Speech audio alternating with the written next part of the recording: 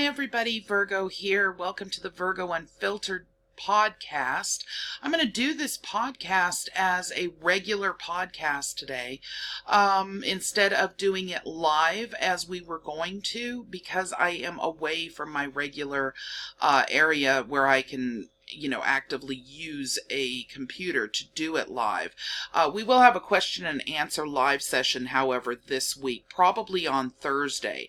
So anyway, welcome to the Virgo Unfiltered podcast. This is the first one that we've had in about 5 weeks, and I'm excited about it. I'm excited about it because we are going to be discussing something that seems to be a confusion to several people called confirmation bias. I think this is actually going to be really important to discuss from a psychological standpoint so people understand better what it is. One of the things that pushed me into having this particular podcast instead of the one I was going to have, which had to do with Marxism, which is actually something that people misunderstand a great deal, and I think that's also important to get out there.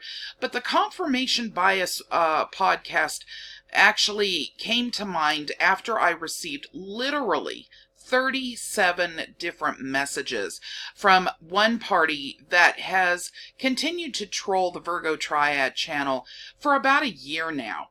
This person at one point believed that he was a Moor, and in reality, has absolutely no way of claiming that simply because they are a white person. This person at one point believed that sovereign was actually pronounced sovereign, and really actually had no idea what that word meant.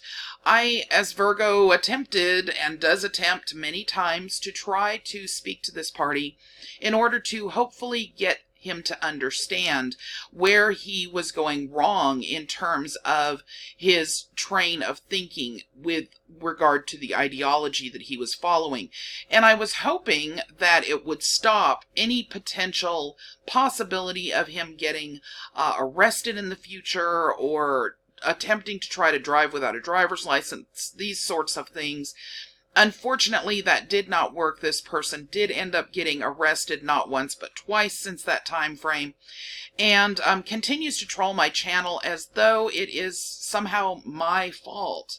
And because they continue to follow mainly Sovsit, different websites, and they tend to follow the Moorish belief structure, even though they don't fit into that group either, I felt like this was an important time to really start talking about confirmation bias and what it is.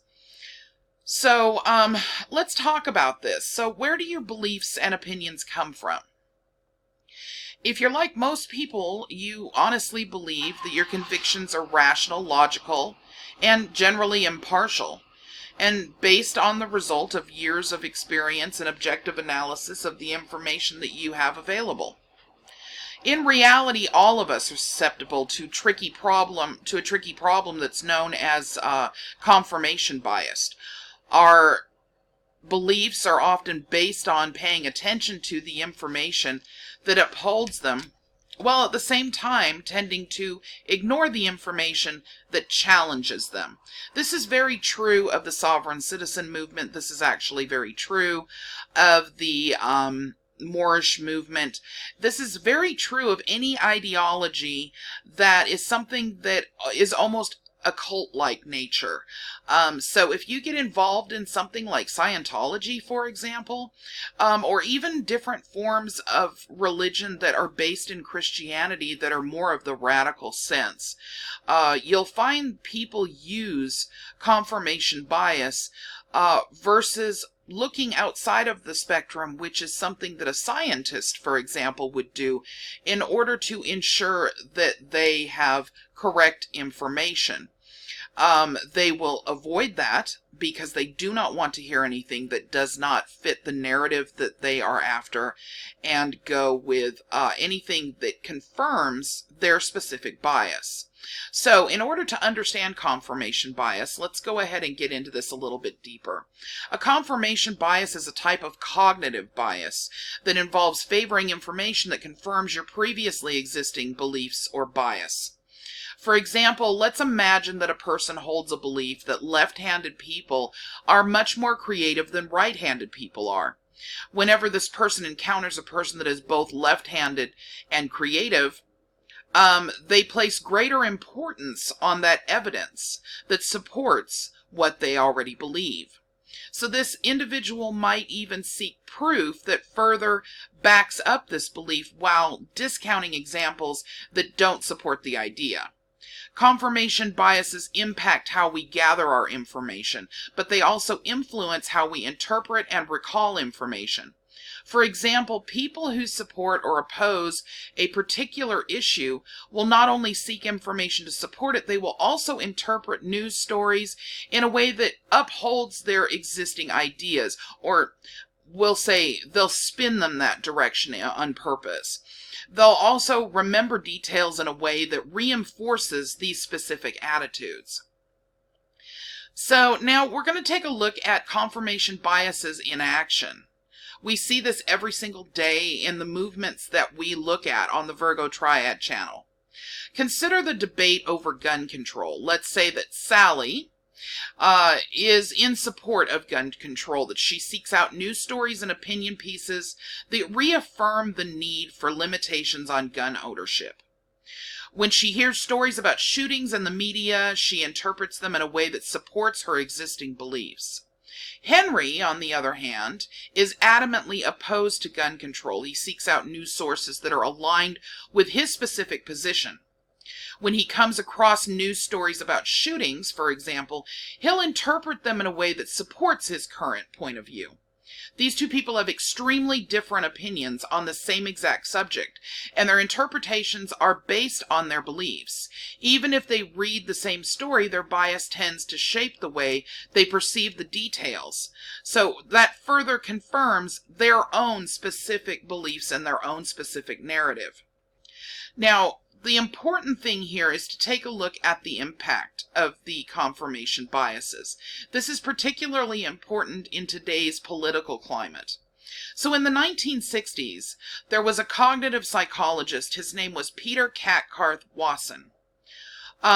He conducted a number of experiments known as the Watson's Rule discovery task. He demonstrated that people have a tendency to seek information that confirms their existing beliefs. And unfortunately, this type of bias can prevent us from looking at situations objectively. It can also influence the decisions that we make and can lead to poor or faulty choices. So during an election season, for example, people tend to seek positive information that paints their favored candidates in a really good light. They will also look for information that casts the opposing candidate in a very negative light. By not seeking out objective facts, interpreting information in a way that only supports their existing beliefs, and only remembering details that uphold these beliefs, they often miss important information. These details and facts might have otherwise influenced their decision on which candidate that they really should support. Taking a look at some of the observations that have been done by psychologists. So, in his book, Research in Psychology, Methods and Design, C. James Goodwin gives a great example of confirmation bias as it applies to extrasensory perception.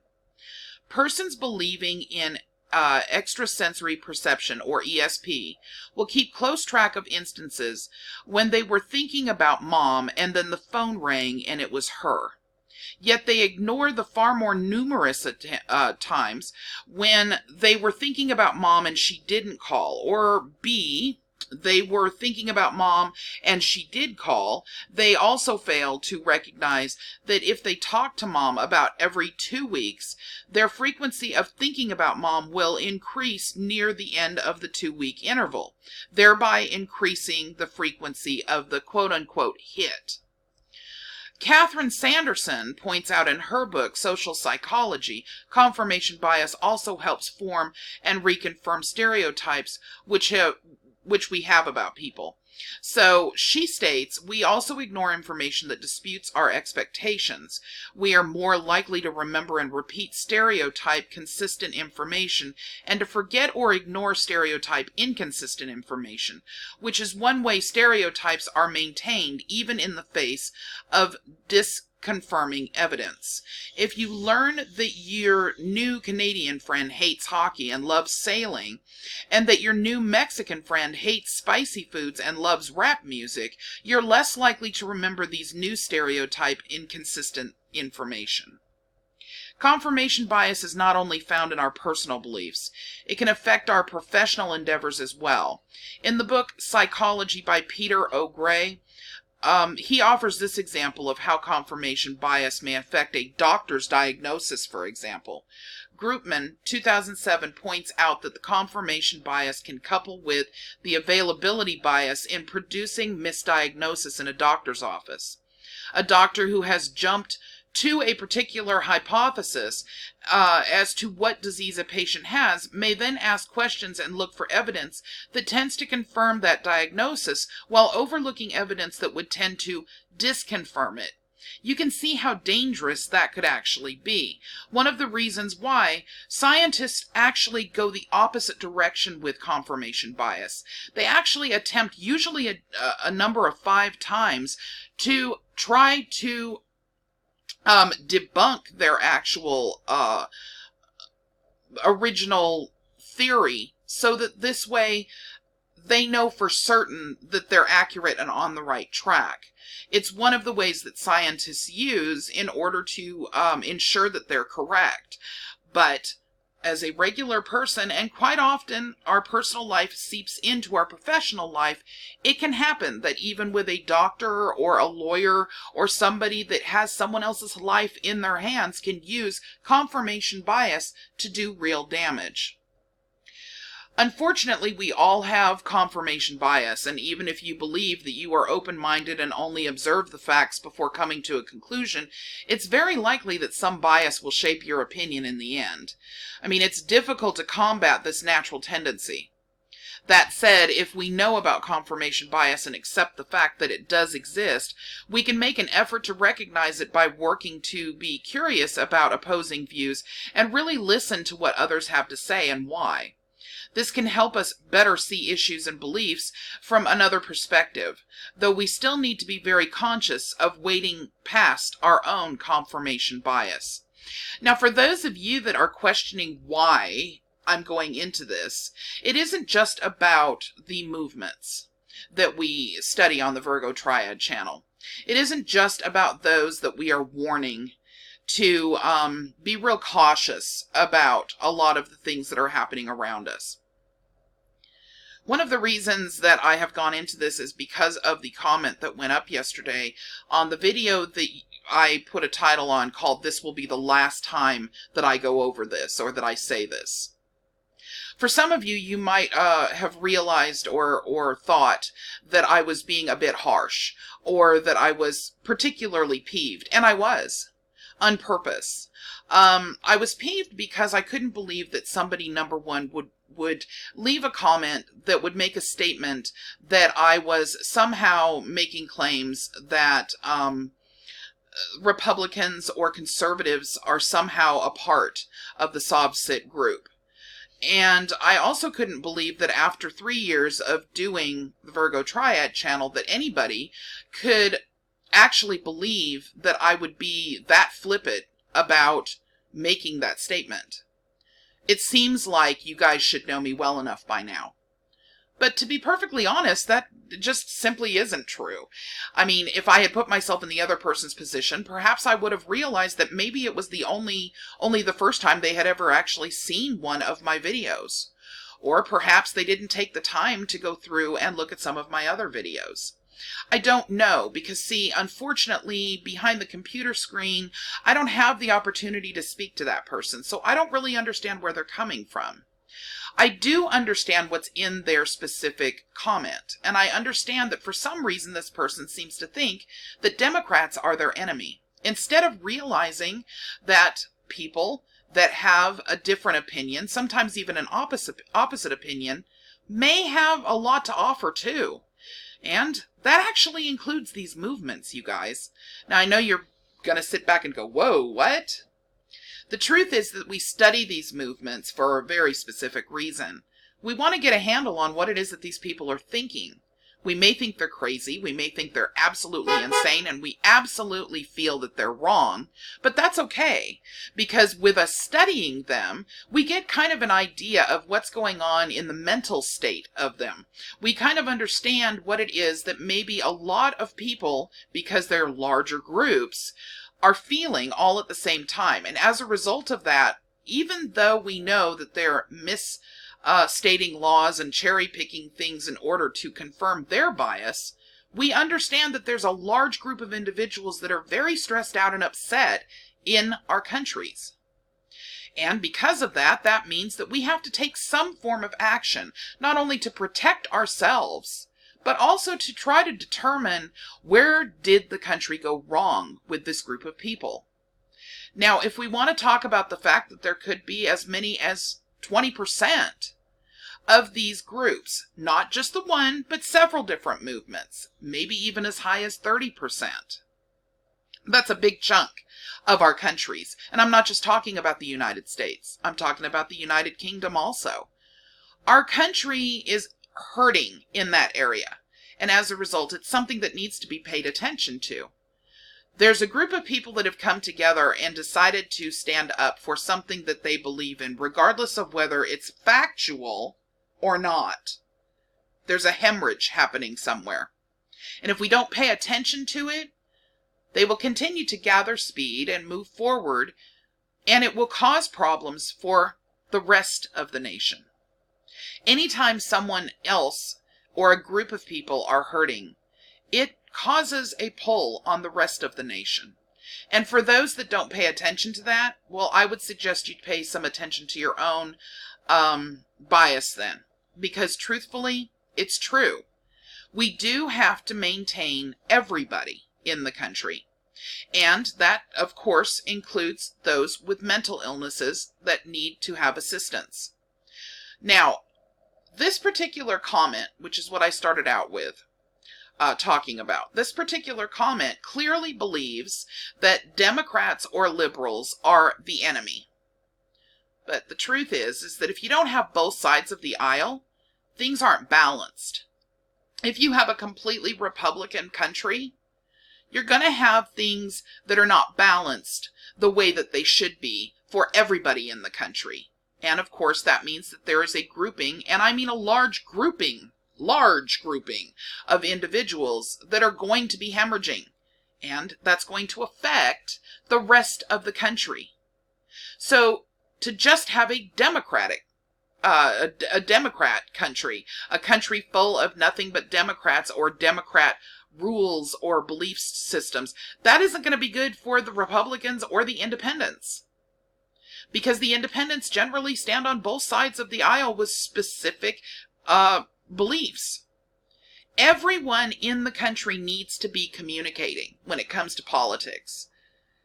No one is anyone else's enemy. I can prove it. I'm an independent. My channel has literally almost 50% on each side. I have 50% that are more to the left, and I have 50% that are more to the right. My channel is not small. I appreciate having both sides because it balances the platform out. And, believe it or not, the majority of you agree on almost everything. Why? Because we don't discuss politics on my channel. This is something that you guys really need to take into consideration when you're talking to people in the comments section, because we do so much of everything on the internet right now. The confirmation bias in politics has become ridiculous. No one that doesn't know you, that's making a comment because they are from the other side of the political aisle, is your enemy. And I've said it before, and I'll say it again. If you do not understand both sides of any argument, you have no right to be having the debate at all. You don't have to agree with both sides, but you must understand them. And without political discourse, nobody understands anything. There is so much hatred being spewed across the internet right now that if you find out someone you've been talking to for a month that you totally agree on horses, you both love horses, okay? You both own a horse, you both agree on what the conformation of that horse should be, you both love specific breeds, and you seem to get along everywhere else, but you find out that that person is the opposite of you from the political standpoint. I've watched it happen. You drop that friend like a hot potato because you do not want to be associated with the other side of the aisle. This is not the way this country works. This country does not function like this. What happens when you're dealing with people who stand strongly on their own confirmation bias from a political standpoint is the country weakens. United we stand, divided we fall. Does everybody remember that from school? How about some of the patriotic songs? Guess what, guys? We're more divided now than we ever have been. The last time that I can remember reading about how divided as we are right now would be during World War II. This is a serious problem. It's something that every single one of you need to think about. Because no matter who we elect or what we choose to do, from the standpoint of politics, we have to get along as a country to survive it. So if you think the worst thing in the world is to have a Democrat elected in 2020, or if you think the worst thing in the world is to have Trump reelected in 2020, I've got news for you. The worst thing in the world would be for the country to literally fall apart or become some form of a dictator or authoritarianship simply because of the fact that the country was so divided based on bullshit propaganda and confirmation bias of people who generally would be able to discuss politics, that we don't have a country left. And I hate to tell you this, folks, but with all of the propaganda that's going on across all of social media, specifically Facebook and YouTube, and a lot of Twitter too, we're not headed to a good spot. And for those of you that can't feel it, taste it, and smell it, I promise you, you need to pay closer attention. This country and many other countries need to unite. We need to unite and figure this out amongst ourselves. We're not animals. Hell, perhaps if we were animals, we'd know better to not do this. For example, let's take a pack of wolves. You know what happens when a pack of wolves has a division? They get eaten by the other pack of wolves over the hill. Or perhaps completely extinguished altogether because they're taken out by the mountain lions on top of the mountain. And maybe they don't come back because there are no more wolves. They keep getting divided and falling. We're looking at the potential of this in the United States and in the UK. And for those that'll say, the country can take it, how much can the country take? This has been an issue that's been going on for quite a few years at this point. So how much damage can the country actually take and support itself without its own citizens being willing at all to look past their own confirmation bias and start looking across the aisle just to be able to understand one another as humans again? Because remember, everyone, we're all humans. We all want what's best for our families, friends, loved ones. We all want what's best for ourselves. We all want people to be happy. That isn't by making each other enemies. United we stand, divided we fall, and mark my words, we're falling. More and more of these movements are coming up, and the reason that they're allowed to come up and continue to maintain where they are is because they're growing in numbers, and because those of us with confirmation bias are not willing to discuss with the other side of the aisle what to do to curtail these movements. Some of us are even supporting them. So back to the comment that was made that got me so worked up yesterday that I made an actual video telling you guys that I was not going to continue to discuss this matter anymore. I had another comment come in directly after that.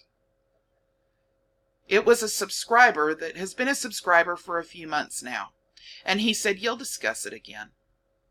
And my comment was, "Nope, I'm done. I've had enough.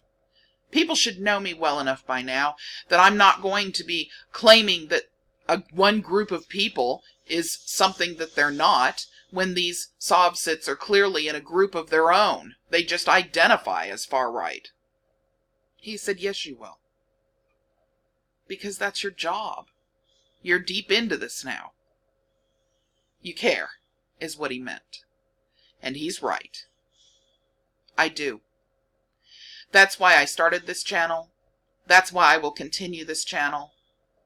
And as my wonderful subscriber said, I'll continue to repeat the fact that I try very hard not to allow my confirmation bias to get in the way from a political standpoint or from any other standpoint. I feel that it is a community necessity to have people willing to speak out and slow people's minds down just for a second so that maybe it will shock them into thinking about what they're doing. I implore you all, please stop calling each other libtards. Stop saying conservatives are con artists. Stop it. You're hurting yourselves and your own family. The next time that you run across someone you don't agree with from a political standpoint, make it your mission to attempt to try to understand where they're coming from. You don't have to agree with it, but try to understand where they're coming from. Do everything you can not to say something ugly, even if they're being ugly, because remember, kindness is contagious. And so is just being civil. I'm not trying to preach at you guys. I'm trying to wake you up to something that is occurring. You wonder why these people are not being caught. You wonder why the FBI isn't on top of these movements that are scary and are causing concern for 75% of the nation. This is why. They're getting big. They're grown from hate. Don't be part of that hate. Stop your own confirmation bias and then help others stop theirs. Remember that when people are angry with one another, it means generally one thing: fear. Maybe sit down and wonder why it is that one side is so fearful of the other when we're all in the same sinking ship. Try to love one another. Try to challenge yourselves. Try to get out there with goodness, because it will catch on. Let's be civilized again. And then these groups won't be able to get a foothold the way they have. Please, let's not allow hatred to destroy our countries, and as a result, destroy our families and our very way of life. Everybody take care. and have a great day. Bye-bye.